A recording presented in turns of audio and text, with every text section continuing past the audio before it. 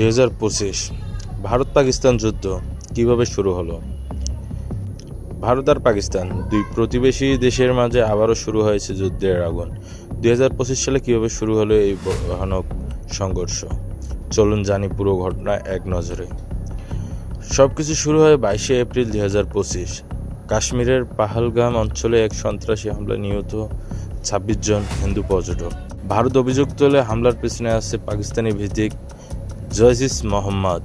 ভারত জুড়ে ক্ষোভ আর প্রতিশোধের দাবি ছড়িয়ে পড়ে। 7 মে ভারত চালায় অপারেশন সিঁদুর।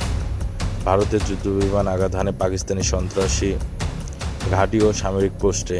14টি লক্ষ্যবস্তু ধ্বংস। পাকিস্তান দাবি করে এতে বেসামরিক ক্ষয়ক্ষতি হয়েছে। 8 মে পাকিস্তান চালায় অপারেশন বুনিয়ানুল মারসুস। ভারতের জম্মু, পাঞ্জাব ও রাজস্থানে মিসাইল ও ড্রোন হামলা চালানো হয়। উভয় দেশের সীমান্ত অঞ্চলে যুদ্ধক্ষেত্রে পরিণত হয়। উভয় দেশ আকাশসীমা বন্ধ করে দেয়। কোটি কোটি মানুষ পড়েছে আতঙ্কে। স্কুল, অফিস, স্টেডিয়াম সব বন্ধ।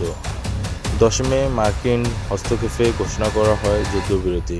কিন্তু কাশ্মীরে এখনও থেমে থেমে গোলাগুলি চলছে। কি হবে এরপর? কাশ্মীর কি এখনও শান্ত হবে, নাকি আবারও জ্বলবে যুদ্ধের আগুন? তোমার মতে এই যুদ্ধের আসল দায়ী কার? কমেন্টে জানাও। ভিডিওটি শেয়ার করো যাতে সবাই জানে 2025 সালের ভয়াবহ বাস্তবতা।